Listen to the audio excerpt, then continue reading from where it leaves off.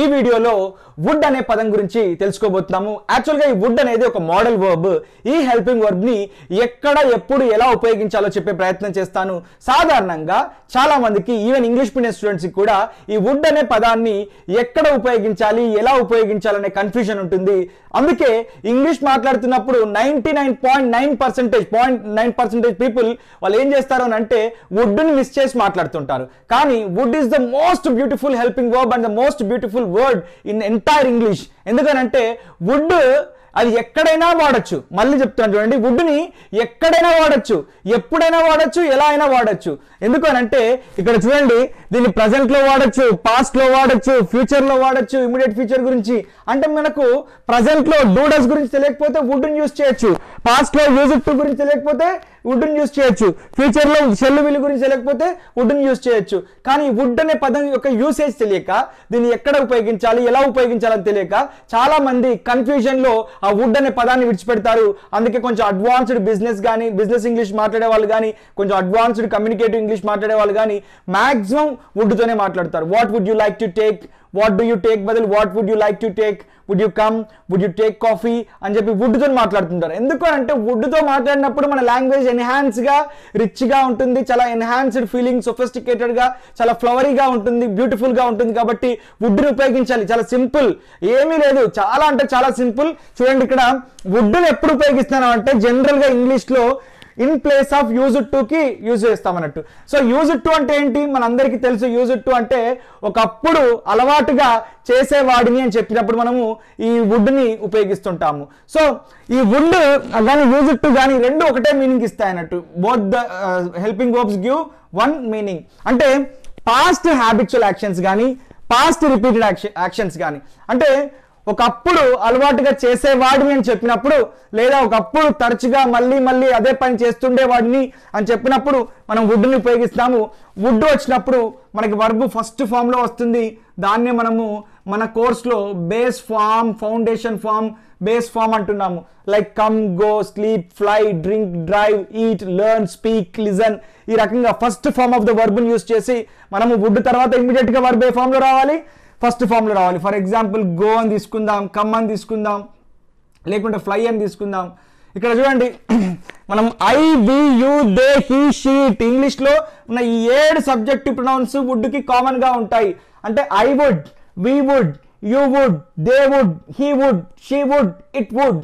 అంటే ఇక్కడ వర్డ్ ఏదొస్తుందో వర్బ్, దానికి మీనింగ్ ఏమొస్తుంది అని అంటే ఒకప్పుడు చేసేవాడిని, ఒకప్పుడు చేసేవాళ్ళము, ఒకప్పుడు చేసేది, ఒకప్పుడు చేసేవాడు, ఒకప్పుడు చేసేవారు, ఒకప్పుడు చేసేవాళ్ళము అని ఈ రకంగా వస్తుంది అన్నట్టు మీనింగ్. సో ఇది గుర్తుపెట్టుకుంటే మనం ఫస్ట్ గుర్తుపెట్టుకోవాల్సింది వుడ్ అనేది ప్రజెంట్లో కానీ, ఫ్యూచర్లో కానీ, పాస్ట్లో కానీ యూజ్ చేయొచ్చు. ప్రజెంట్లో అయితే డూడస్కి బదులుగా యూజ్ చేస్తాం, ఫ్యూచర్లో అయితే షెల్కి విల్కి బదులుగా యూజ్ చేస్తాం, పాస్ట్లో అయితే యూజ్ టుకి బదులుగా యూజ్ చేస్తాం. అండ్ ఈ వుడ్ని యూజ్ చేసి చాలా పొలైట్గా రిక్వెస్టింగ్ కూడా చేయొచ్చు. Would you like, would you please, if you don't mind అంటే మీరు ఏమి అనుకోకపోతే, would you please close the door, would you please switch on the fan, would you please come here, would you please go there, would you please put the bolt, would you please help me, would you please lend me your book, would you please help me అని చెప్పి ఈ రకంగా మనము would you please అని చెప్పి ఈ రకంగా మనము మన హెల్ప్ ఏదైతే కోరుతుంటామో, ఫర్ ఎగ్జాంపుల్ మిమ్మల్ని ఇటు వస్తారా అని అడగాలనుకోండి, would you please go there, లేదా would you please come here, ఇక్కడ రండి అని చెప్పినప్పుడు would you please come here, would you please go there, would you please help me out, would you please clarify my doubt. మీరు అడుగుతున్నారు, sir would you please clarify my doubt. దీని ముందు సింపుల్గా మీరు ఏం చేస్తారు, ఏమీ అనుకోకపోతే అని చెప్పాలనుకోండి, ఇఫ్ యూ డోంట్ మైండ్ అని రాయండి, అంతే సరిపోతుంది. ఇఫ్ యూ డోంట్ మైండ్ అని రాస్తే సరిపోతుంది. ఇక్కడ if you don't mind would you please అంటే మీరు ఏమి అనుకోకపోతే దయచేసి కొంత అని చెప్పింది నా అర్థం అన్నట్టు. If you don't mind would you please clarify my doubt sir అని అడిగితే మీరు ఏమి అనుకోకపోతే నా డౌట్ని క్లారిఫై చేస్తారా సార్ అని అడిగినట్టు అన్నట్టు. సో ఇప్పుడు దీని గురించి క్లియర్గా ఈచ్ అండ్ ఎవ్రీ అప్లికేషన్ తీసుకొని ఎక్స్ప్లెయిన్ చేసే ప్రయత్నం చేస్తాను. జాగ్రత్తగా శ్రద్ధగా వినండి. సో ఈ వుడ్ని ప్రజెంట్లో యూజ్ చేసినప్పుడు మనకు ఒక ఇఫ్ కండిషన్ ఉంటుంది. ఆ ఇఫ్ కండిషన్ అంటే ఇంగ్లీష్లో ఇంప్రాబబుల్ కండిషన్ అంటాము, లేదా మనము ఇఫ్ క్లాజెస్ అని కూడా అంటాము. సో ఇదంతా మనకు అవసరం లేదు, జస్ట్ గుర్తుపెట్టుకోండి. ఇఫ్ అంటే ఏదైనా ఒక పని ఒకవేళ ఇలా అయితే అని అర్థం. ఇఫ్ అంటేనే అయితే, కాకపోతే, అయితే ఎలా, ఒకవేళ ఇలా అయితే ఎలా అని చెప్పి మనము ఇలా అయితే అలా చేస్తాము అని చెప్పడానికి ఉపయోగిస్తాము. అంటే ఈ ఇఫ్ కండిషన్ యూస్ చేసి మనము వుడ్ని యూస్ చేసినప్పుడు అది మనకు డూ అండ్ డస్ అనే మీనింగ్ ఇస్తుంది. డూ అండ్ డస్ మనకి ఏ మీనింగ్ ఇస్తుంది? ఒక పనిని రెగ్యులర్గా ప్రజెంట్లో చేస్తాను, చేస్తాము, చేస్తాడు, చేస్తుంది అనే మీనింగ్ ఇస్తుంది. ఇప్పుడు కొన్ని ఎగ్జాంపుల్స్ ఇస్తాను, జాగ్రత్తగా చూడండి. ఇఫ్ ఐ హ్యాడ్ వింగ్స్, నాకు రెక్కలు ఉంటే. ఐ వుడ్ ఫ్లై, నేను ఎగురుతాను. ఇక్కడ చూడండి, చేస్తాను, ఇక్కడ ఎగురుతాను. ఫ్లై అంటే ఎగురుతాను. If I had wings I would fly. ఇక్కడ చూడండి next, if I won the lottery, if I won the lottery, if I won a lottery, or ఇక్కడ ఏ పెట్టాలి. If I won a lottery I would buy a car, నేను lottery గెలిస్తే ఏం చేస్తాను? ఒక కార్ కొంటాను. చూడండి ఇక్కడ కార్ కొంటాను, చేస్తాను అని దాని మీనింగ్ అన్నట్టు. If I get free time I would travel all over the world, నాకు ఫ్రీ టైం దొరికితే, ఫ్రీ టైం నాకు దొరికితే, కానీ దొరకదు, బట్ మనం ఇమాజిన్ చేసుకుంటున్నాం. ఫ్రీ టైం దొరికితే ఐ వుడ్ ట్రావెల్ అంటే నేను ప్రపంచం మొత్తము ప్రయాణాలు చేస్తాను. మళ్ళీ చూడండి, ఐ కాబట్టి చేస్తాను అన్న మీనింగ్ వచ్చింది ఇక్కడ. If you were my friend, మీరు నా మిత్రుడైతే I would help you, I would help you అంటే నేను హెల్ప్ చేస్తాను. ఇక్కడ మీరు గమనించారా, వుడ్ తర్వాత వర్బ్ ఫస్ట్ ఫామ్లో వస్తుంది. ఇక్కడ వుడ్ తర్వాత వర్బ్ ఫస్ట్ ఫామ్లో ఉంది. మొత్తం ఎక్కడైనా సరే ఫస్ట్ ఫామ్లో ఉంది, V1 ఫామ్లో ఉంది వర్బ్ అనేది. అదొకటి అబ్జర్వ్ చేయాలి. If she played well, if she played well she would win the match, ఆమె బాగా ఆడితే ఆమె మ్యాచ్ గెలుస్తుంది. మరి if she plays well she would win the match అని కూడా చెప్పచ్చు. సో ఇక్కడ ఇంకొక ఎగ్జాంపుల్ ఇచ్చాను చూడండి. If I were a bird I would fly, నేను ఒక పక్షిని అయితే నేను ఎగురుతాను అనే మీనింగ్ రావాలి. నేను ఒక పక్షిని అయితే నేను ఎగురుతాను అనే మీనింగ్ ఇక్కడ వస్తుంది. నేను పక్షిని కాదు, బట్ పక్షిని అయితే ఎగురుతాను అని చెప్తున్నాను అన్నట్టు. ఇఫ్ అంటేనే మీనింగ్ అయితే అంత అర్థం. మరి ఐ వచ్చినప్పుడు వాజ్ రావాలి కదా, ఐ వాజ్ అని రావాలి కదా, మరి వర్ ఎందుకు వచ్చింది? ఎప్పుడైనా గుర్తుపెట్టుకోండి, ఇంగ్లీష్లో ఇఫ్ అనే కండిషన్ వచ్చినప్పుడు ఏది వచ్చినా సరే వర్రే వస్తుంది, వాజ్ రాదు. అది ఐ వచ్చినా, వి వచ్చినా, యూ వచ్చినా, ఏది వచ్చినా కూడా, హీ వచ్చినా, షీ వచ్చినా, ఇట్ వచ్చినా కానీ వర్రే వస్తుంది. ఇఫ్ అనే కండిషన్ వచ్చినప్పుడు, ఒకవేళ అయితే అనే ఇంప్రాబబుల్ ఇఫ్ కండిషన్ వచ్చినప్పుడు, అదొక్కటి గుర్తుపెట్టుకోండి. సో ప్రజెంట్లో మనం ఇలా ఉపయోగిస్తాం. వుడ్ యూ టేక్ కాఫీ అంటే నువ్వు కాఫీ తీసుకుంటావా అని అర్థం. డూ యూ టేక్ కాఫీ అంటే నువ్వు కాఫీ తీసుకుంటావా అని అర్థం. అంటే in place of do and does we can simply use would. అంటే డూ అండ్ డస్ ప్లేస్లో మనం వుడ్ని యూజ్ చేయొచ్చు. నేను రోజు కాలేజీకి వెళ్తానని చెప్పడానికి I do go to college అంటాం. I would go to college అంటే మీనింగ్ అని తప్పు ఉంటుందా? ఎవరైనా తప్పు పడతారా? గ్రామటికల్గా మిస్టేక్ ఉంటుందా? No mistake, no difference, no change in the sentence. ఇలా కూడా ఉపయోగించవచ్చు అన్నట్టు. I take coffee, I would take coffee, రెండు ఒకటే గుర్తుపెట్టుకోండి. I come to institute, I would come to institute, రెండు మీనింగ్ ఒకటే. నేను వస్తాను అని చెప్పడానికి I come to institute, I would come to institute అంటే చేస్తాను, I would come to institute అని కూడా ఈ రకంగా కూడా చెప్పొచ్చు. ప్రజెంట్లో ఎలా ఉపయోగిస్తాము, ఇప్పుడు పాస్ట్లో ఎలా ఉపయోగిస్తారో చెప్తాను. ఈ వుడ్ని పాస్ట్లో యూజ్ చేసినప్పుడు పాస్ట్ హ్యాబిచువల్ యాక్షన్స్ లేదా పాస్ట్ రిపీటెడ్ యాక్షన్స్ గురించి మనకు చెప్తుందని చెప్పాను కదా. సో ఈ పాస్ట్ హ్యాబిచువల్ యాక్షన్స్ కానీ పాస్ట్ రిపీటెడ్ యాక్షన్స్ అంటే ఒకప్పుడు చేసేవాడిని, చేసేవాళ్ళము, చేసేవాడు, చేసేది అనే మీనింగ్ కన్వే చేస్తుంది.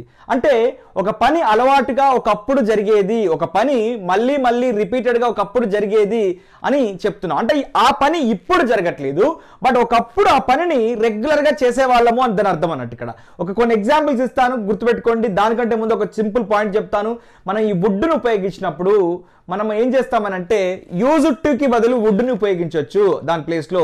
కాకపోతే యూజ్డ్ టు వచ్చినప్పుడు మనం టైం రిఫరెన్స్ ఇవ్వకపోయినా ఏం కాదు, డైరెక్ట్ గా అది పాస్ట్ అని అర్థమవుతుంది. కానీ వుడ్ యూజ్ చేసినప్పుడు మనం టైం రిఫరెన్స్ అనేది ఖచ్చితంగా ఇవ్వాలి. మీరు ఈ విషయాన్ని బాగా గుర్తుపెట్టుకోవాలి. ఎందుకనంటే వుడ్ని ప్రజెంట్లో ఉపయోగించవచ్చు, పాస్ట్లో ఉపయోగించవచ్చు, ఫ్యూచర్లో కూడా యూజ్ చేయొచ్చు. కాబట్టి మనం టైం రిఫరెన్స్ అనేది ఇచ్చుకుంటే మనకి ఈజీగా సెంటెన్స్ అర్థమవుతుంది, అది ప్రజెంట్లో ఉందా, పాస్ట్లో ఉందా, ఫ్యూచర్లో ఉందా అని చెప్పి. అండ్ ఇక్కడ చూడండి, he would swim in his childhood అంటే అతను ఈత కొడుతుండేవాడు, అతని బాల్యంలో అతను ఈత కొడుతుండేవాడు బాగా అని దాని అర్థం అన్నట్టు.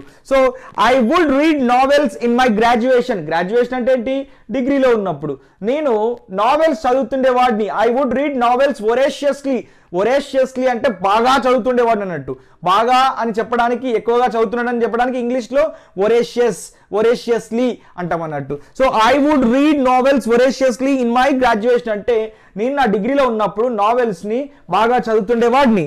He would bunk classes in his college days. ఇక్కడ చూడండి, మనం టైం రిఫరెన్స్ అనేది మనం స్పెసిఫిక్ గా మెన్షన్ చేస్తున్నాము, ఎక్కడ ఏ పాయింట్ ఆఫ్ టైంలో అని చెప్పి. ఇక్కడ చూడండి, ఇన్ హిస్ కాలేజ్ డేస్ అని చెప్పాము. అతని కాలేజ్ రోజుల్లో క్లాసులు బంక్ కొడుతుండేవాడు అని చెప్పడానికి ఇలా చెప్పాము. She would watch movies before her marriage. ఆమెకు పెళ్లి కాకముందు ఆమె చాలా సినిమాలు చూసేది, ఆమె చాలా సినిమాలు చూస్తుండేది అని చెప్పినప్పుడు ఈ పదాన్ని, ఈ సెంటెన్స్ ఇలా ఉపయోగిస్తాం. They would meet every Sunday in their childhood. సాధారణంగా మన చైల్డ్హుడ్లో, మన బాల్యంలో ఎవ్రీ సండే వచ్చిందంటే పిల్లలందరం గ్యాదర్ అయిపోయి ఒక పార్కుల్లో, గ్రౌండ్లో, లేకపోతే ఒక ప్లేస్లో కూర్చొని పొద్దంతా ఆడుతూ ఉంటాం అన్నట్టు. సో దే వుడ్ అంటే పిల్లలు అనుకుందాం ఇక్కడ. Children would meet every Sunday in their childhood అంటే పిల్లలు వారి బాల్యంలో ప్రతి సండే మీట్ అవుతుండేవారు. అప్పుడు, ఇప్పుడు కాదు, అప్పుడు మీట్ అవుతుండేవారు. ఇక్కడ we would eat non veg every day. We would eat non veg every day అంటే మనము బ్యాచిలర్గా ఉన్నప్పుడు, రూమ్లలో ఉన్నప్పుడు, మనము రూమ్స్లో తీసుకొని ఏదైనా కాంపిటేటివ్ ఎగ్జామ్ ప్రిపేర్ అవుతున్నప్పుడు, లేదా ఇంకా కాలేజ్ డేస్లో ఉన్నప్పుడు రెగ్యులర్గా ఒకరు కాకపోతే ఒకరు మనం నాన్ వెజ్ తినిపిస్తుంటారు. సో అప్పుడు ఏం చెప్తాము, మేము రూమ్లో ఉన్నప్పుడు, మేము గ్రాడ్యుయేషన్ చదువుతున్నప్పుడు, మేము కాలేజ్ రోజుల్లో ఉన్నప్పుడు, మేము హైదరాబాద్లో ఉన్నప్పుడు రెగ్యులర్గా చికెన్ తినేవాళ్ళము లేదా నాన్ వెజ్ తినేవాళ్ళం చెప్పాలనుకోండి.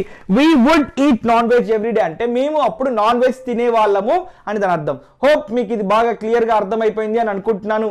ఈ వుడ్ని పాస్ట్లో ఎలా యూజ్ చేస్తారో కూడా చెప్పాను కదా, ఇప్పుడు ఫ్యూచర్లో ఎలా యూజ్ చేస్తారో చెప్తాను, జాగ్రత్తగా వినండి. సాధారణంగా వుడ్ని మనం ఫ్యూచర్లో ఉపయోగించినప్పుడు ఇమీడియట్ ఫ్యూచర్ యాక్షన్స్కి, ఇమీడియట్గా ఇప్పుడే నియర్ ఫ్యూచర్ యాక్షన్స్కి ఉపయోగిస్తాము. అండ్ ఇండైరెక్ట్ స్పీచ్లో అంటే రిపోర్టెడ్ స్పీచ్లో ఉపయోగిస్తాము. అంటే ఎవరైనా ఒకరు చెప్పిన విషయాన్ని నేను మీకు చెప్తే దాన్ని రిపోర్టెడ్ స్పీచ్ అని అంటారు. దాన్ని నెక్స్ట్ లెవెల్ ఆఫ్ ఇంగ్లీష్లో మనము నేర్చుకుంటాము, సెకండ్ పార్ట్లో నేర్చుకుంటాము, నో ప్రాబ్లం. బట్ ఇక్కడ మీకు అర్థం అవడానికి కొన్ని చిన్న చిన్న ట్రిక్స్ అండ్ టిప్స్ చెప్తాను చూడండి. ఇండైరెక్ట్ స్పీచ్ అని అంటే డైరెక్ట్గా ఇద్దరు వ్యక్తులు మాట్లాడుకున్న విషయాన్ని డైరెక్ట్ స్పీచ్ అంటారు, ఎందుకంటే ఇద్దరు వ్యక్తుల మధ్యన జరుగుతున్న సంభాషణ కాబట్టి. కానీ ఈ ఇద్దరు వ్యక్తుల మధ్యన జరిగిన సంభాషణని మూడో వ్యక్తి కనుక చెప్తే దాన్ని ఇండైరెక్ట్ స్పీచ్ అంటారు. ఫర్ ఎగ్జాంపుల్, ఎక్కడో జరిగిన సంఘటన తీసుకొచ్చి టీవీ ఛానల్ వాళ్ళు చెప్తారు కదా, దాన్ని రిపోర్టెడ్ స్పీచ్ అంటారు, అందుకే దాన్ని రిపోర్టింగ్ అని కూడా అంటారు. సో ఈ రిపోర్టింగ్ స్పీచ్లో షెల్ విల్ అనేది ఎప్పుడు యూజ్ చేయరు, వుడ్ అనేది ఉపయోగిస్తారు. అందుకే ఇంగ్లీష్ న్యూస్ ఛానల్స్ చూసినప్పుడు వాళ్ళు విల్ కంటే కూడా ఎక్కువగా వుడ్ను ఉపయోగించి చెప్తుంటారు. సో ఇక్కడ చూడండి, ఐ విల్ కమ్ అని చెప్పొచ్చు. ఇమీడియట్ ఫ్యూచర్లో నేను వస్తాను అని చెప్పడానికి, 10 minutes తర్వాత వస్తానని చెప్పడానికి ఐ విల్ కమ్ అని చెప్పొచ్చు. మరి విల్ ప్లేస్లో వుడ్ ఉపయోగిస్తే ఏమైనా ప్రాబ్లం అవుతుంది అనుకుంటున్నారా? ఎలాంటి ప్రాబ్లం ఉండదు, ఐ వుడ్ కమ్ అని కూడా చెప్పొచ్చు. అండ్ ఐ విల్ గో, నేను వెళ్తాను ఒక 10 minutesలో అని చెప్పాలనుకోండి, ఇమీడియట్ ఫ్యూచర్. మరి విల్ ప్లేస్లో వుడ్ ఉపయోగిస్తే ఏమైనా ప్రాబ్లం అవుతుంది అనుకుంటున్నారా? ఏం ప్రాబ్లం అవ్వదు. హీ విల్ మీట్ యూ అంటే అతను నిన్ను మీట్ అవుతాడని చెప్పాలనుకోండి, అతను ఇమీడియట్ ఫ్యూచర్లో దీన్ని వుడ్ వాడితే ఏమైనా అవుతుంది అనుకుంటున్నారా? There is no change in the meaning.